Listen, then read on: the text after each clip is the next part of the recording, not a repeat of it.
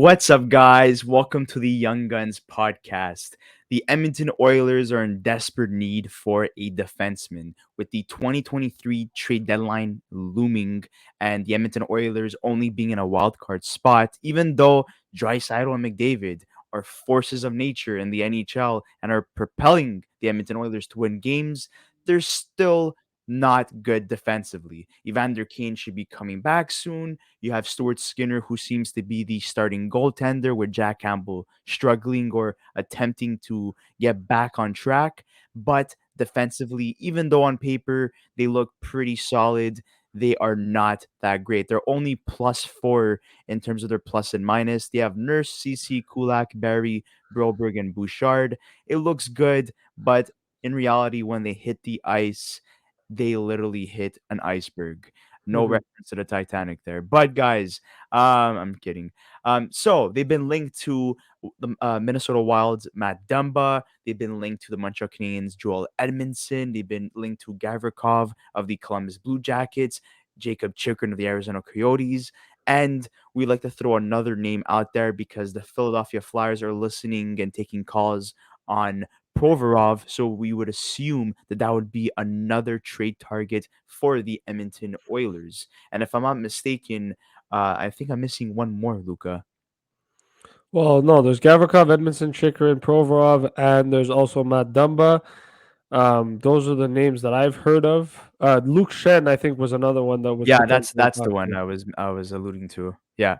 So, So, in terms of these players, so looking at Provorov, he's a first defensive pairing defenseman. He's a guy who is not playing on the power play or the power play first unit or second unit, but he is playing the second penalty kill unit. In terms of Joel Edmundson, first pairing defenseman as well. He does not have any power play unit time, but he has first penalty kill unit minutes. And in terms of Matt Dumba, he's a second pairing defenseman. He does not have any power play unit minutes, but he is on the first penalty kill unit. And in terms of Gavrikov, he is currently not playing. If I'm mistaken, he's actually injured. So they hope to get him back so they could deal him by the deadline. And Chychrun, first line, um, defensive defensive pairing, and obviously a pivotal part to the Arizona Coyotes offensive success in terms of getting goals and assisting. And he's been part of trade rumors since last year. He wants out of Arizona. So out of all these guys we've mentioned, and you could also throw in Luke Schenn, who is a top pairing defenseman currently with the Vancouver Canucks. Who is the best fit for the Edmonton Oilers? well, in my opinion, we have to look at the two defensive defensemen, and that's Vladislav Gavrikov and Joel Edmundson. The reason I think these two guys are probably the best fit for the Oilers is because, look, Gavrikov, for me, I think is exactly what a defensive defenseman is, right? He's a guy who blocks shots, he hits, he doesn't necessarily have the best offensive game. I know last year, 33 points in 80 games in 21-22. He's a sixth round pick, 159th overall in the 2015 draft by the Columbus Blue Jackets, but he's a pure defensive defenseman. He's very good at the defensive side of things. He's very responsible on his own end. And obviously his plus minus and just in everything, his defensive stats haven't always been the best. But if you look at the partners that he's had and you look at the teams that he's played on in Columbus, it makes sense as to why he's struggled in the defensive aspect in terms of the plus minus. But he's exactly what I think the Oilers need, right? And he reminds me a lot of what Brett Kulak brought to the Canadians last year, only better. And I think he's exactly what the Oilers are going to need for them if they're going to try to push for a playoff spot and also keep the puck out of the net. He's 27 years old as well. He's super young. I think he makes a lot of sense for a team like the Oilers. The other one is Joel Edmundson. And Joel Edmundson, obviously, people talk about him a lot. Again, another pure defensive defenseman. This isn't a guy who's going to get you points. This isn't a guy who's going to play on your power play. He's a guy that's going to play on your penalty kill. And he's going to kill you penalties. He does take the dumb penalty here and there, but for the most part, he's very good at his own end of the ice. He's very responsible. And I think he's exactly what the Oilers are going to be looking at in terms of defense, because at the end of the day, they've had it, like you said before, a struggle in net in terms of keeping the puck out of the net, but also defensively, just, not being able to play the defensive game the way they're supposed to. So having a guy like Edmundson and Gavrikov, I think, would make the most amount of sense. And what's interesting about both of them, and just to reiterate with Joel Edmundson, this season, 31 games played, 1 goal, 4 assists, 5 points. He's a minus 17. Last year, in 24 games, had 3 goals, 3 assists, 6 points. And he's a second round pick, 46th overall by the St. Louis Blues in 2011. He's played for 3 teams, including the Blues, the Hurricanes, and the Habs. I think that this makes a lot of sense for the Oilers, right? Those are the two guys that I think would be probably the two best targets they should go for. And what's interesting about both of them is Gavrikov makes $2.8 million until the end of so basically until the end of the season. After that, he's a free agent, and Edmonton has 2 years left at $3.5 million. So this is something that is still cheap for the Oilers, right? They're getting two really cheap. If they were to go for Edmundson or Gavrikov, they're getting two cheap options that they can afford, that isn't going to cost them too much in terms of salary cap. But in terms of what the asking price is, from what it looks like for the defenseman, it's a hefty price to pay. So the question is Edmonton going to be able, at least for not only Edmonton and Gavrikov, but even Chychrun, Provorov, Dumba, Luke Schenn, are they going to want to pay the asking price that is being thrown out there? And what are they willing to necessarily give up? Are they going to look at moving guys like Dylan Holloway, Xavier Bourgault, their first round pick, in a potential attempt to try to get a defenseman to help them, make the playoffs and compete in the playoffs? So that's really the big question mark. But I think those are the two defensemen that make the most amount of sense. And then obviously we'll talk about Provorov, Chychrun as well. But I just want to get your Yeah. thoughts on this. So in terms of, Gavrikov, Edmundson, Chychrun, Luke Schenn, Provorov, these Yeah. guys are all over the age of 25. Some younger, some older. The most experienced, I would say, is Luke Schenn, in terms of, Well, how long he's played in the NHL. And Chychrun's he's younger, but Chychrun is 24 years old, 24. my bad. Yeah, so Provorov, um looking at him, there was a lot of promise in terms of Provorov. He's pretty good offensively. If you look at his numbers, he's had 41 points in the past. 36 points, 31 points, and he's not that bad defensively. He's a good two-way defenseman. Just he's been playing on a very poor Philadelphia team that's been on a decline for the last couple of seasons, and it seems to me that even though he has term left on his contract, he would be the major piece coming out of Philly this year, apart from Kevin Hayes. So that would obviously require to give up a lot of assets because the asking price would be fairly high because that's their go-to guy in terms of trading by the deadline. You look at Luke Schenn and Dumba, they're UFAs, so they're gonna cost a lot less. And obviously, Luke Schenn being 33 years old, being the oldest trade target here, you know, he brings a lot of experience, but also, he does a good job, even though he's more quiet compared to these other guys. Chychrun would be the most explosive name to acquire here. This is a guy that is capable of getting over 40 points in a season. He's done it in 2020, 2021 season in 56 games with the Arizona Coyotes. He's having a great season this year, 20 points in 24 games. The asking price was always high for Chychrun, like an A prospect, first round pick, an NHL ready player as well. That's fairly young.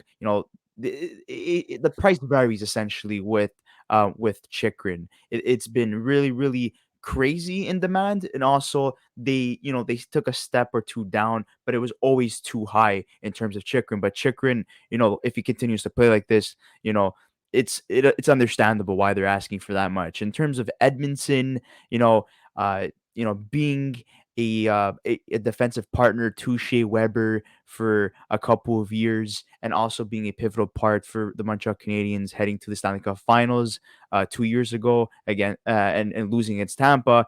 He was a huge contributor defensively, so they would like to add that on the Edmonton Oilers defensive court. In terms of Gavrikov, a guy that's always played on on a poor defensive team in Columbus, a team that, hasn't been good for years. So, yes, his numbers aren't the best, even though last year he had a career 33 points in 80 games.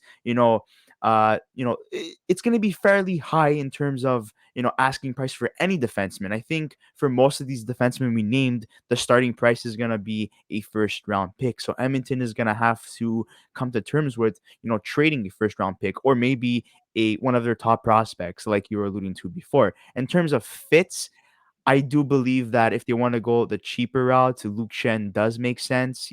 If they want to spend a little bit more, Gavrikov and Edmundson make sense. Chychrun, it doesn't seem like that's a fit for me. Uh, he's gonna have to go to a team that actually needs a offensive defenseman. In terms of Provorov, I think the asking price is too high. I think he goes to another team as well. Dumba, like we said in our past video, the Ottawa Center is a good fit. But again, some of these guys still have term on their contract, meaning when you have term on your contract, you're obviously going to cost a lot more. When you're a UFA and you're on an expiring contract, you're going to cost a lot less into a rental. Well, it's that too, but I think like one of the biggest things that we have to look at, right? And this is what's interesting, right? You mentioned Provorov, Chychrun, even Joel Edmundson. Obviously, Luke Schenn, I believe, is a free agent at the end of the year, and so is Gavrikov, right? What are the Oilers looking for here? Are they looking for a long-term solution, or are they looking for a short-term solution? Because if you're looking for a long-term solution, then yeah, Edmundson, potentially Chychrun, even Provorov. Although Provorov and Chychrun, I don't believe are fits for the Oilers. Although Chychrun, he's still young, he's 24, and he's got a good contract. The asking price is way too high that I just don't think the Oilers would be able to match it or even willing to give up that. But what I'm trying to say is that because there's so much term, like you said before, and you're alluding to that, if the Oilers are willing to do a long-term solution, I think even adding a guy like Joel Edmundson, who's got another year left on his contract, makes more sense, right? If they're wanting to go the rental route and just, get a rental, see if they can make the playoffs and worry about it, I think Gavrikov makes the most amount of sense because Gavrikov makes their team better. I think he does. I think he's a guy that's going to help them out. Like I said before, he reminds me of a better version of Brett Kulak, and we all know how important Brett Kulak was Yeah, for them it would be last the year. first time that Ken Holland and Kent Hughes make a trade, like you were saying before. Yeah, Kulak was traded from the Canadians to yeah, um, the Edmonton Oilers, and look how that worked out for both teams. And that's it. So maybe I think, it could happen again. yeah, well, I think whether Edmondson or Gavrikov, and like I said, I think, with Provorov, it just doesn't work. I just think when you have Tyson Berry and Darnell Nurse on that team already, I just don't see how adding Provorov makes that better, or makes that the situation better. Chychrun makes any team better, but again, his asking price is way too high. Luke Schenn is a cheap option, but again, how reliable is Luke Schenn, right? How much of a difference is he going to make to the Oilers? I don't know. And then you've got Edmundson and Gavrikov. Now, look, I know Edmondson's had a really bad year, but mind you, everybody on Montreal's had a really bad year, so you can't really take that too seriously. And same thing with Gavrikov in Columbus. These are two guys that are on bad teams that are struggling. On bad teams because there's no defense and they're one of the worst teams in the league. Yeah, and But the if you put them, goaltending is an issue too. that's it. But if you go to a team like Edmonton, Edmonton's not bad. They're not horrible. They're not playing up to standards, But they're but underwhelming currently, that's it. They're and underwhelming. yeah. So, you add a guy like Edmondson to a core like Edmonton, I think that he makes them better. I think that Gavrikov makes them better. So, and it's exactly what they need. It's the exact type of defenseman that I believe the And Oilers it need. takes So, off a lot of pressure off the other guys to, to play more of a absolutely. two-way game, because maybe a guy like Donald Nurse could focus more offensively after, right? On Even that. Tyson, even So, Tyson Berry. Tyson Berry yeah. can have a D partner that's more defensive minded. Like if you put Tyson Berry with Joel Edmundson, let's say, right? Okay, or Gavrikov. Barry, yes, power play specialist, offensively minded defenseman, not great in his own end. But you put him next to Gavrikov, well, now Barry's got more freedom to do what he has to do, and Gavrikov plays the defensive side of the game, which he's good at doing. So it works out, I think, for the Oilers if they go Yeah. that route. In terms of asking price, look, I know that I've heard from Elliot Friedman from what he tweeted out was, I believe the asking price for Edmundson and Gavrikov was a first round pick plus. Listen, I'm not gonna lie to you. the asking price for any defenseman, I think, and whether rental or not, I think is going to be super high, just because defensemen are a luxury in this league, and they like our colleague used to say, Chris. He used to say, defense wins championships. I believe that as well, and I think that they're very important for playoff runs. And I think the Oilers, who are looking to get Yeah. into a playoff run, need a stay-at-home defenseman. And the quality of defensemen this year heading into the 2023 trade deadline is probably a lot better than last year, especially in terms of where they're at in their game and in terms of age. You don't have like a guy like Mark Giordano who's reaching his twilight years and is close to 40 years old that's available, and you're gonna give a boatload for like last Yeah, year. This year, exactly. like I was saying, the range is 24 years old to like 33 out of these guys we mentioned. And Absolutely. I'm confident that they will acquire one of these guys, even if our predictions are wrong. They will acquire one of these guys. And Edmonton Oilers fans, would like to hear your thoughts in the comment section below. Who is the best fit for the Edmonton Oilers in terms of helping them defensively? Like, which defenseman would you acquire? If not, do you think maybe Provorov or Chychrun is even feasible and makes sense in terms of acquiring one of those guys that, yes, they could be good defensively, but they have that offensive edge to them, so you're gonna have to give up a lot more. I'd like to hear your thoughts in the comment section below. And what's the asking price for all of these players, and what are you willing up to give up for each of these players? I would like to hear that in the comment section below. Guys, don't forget to like this video, subscribe to our channel if you haven't already, and we'll see you on the next episode of the Young Men's Podcast.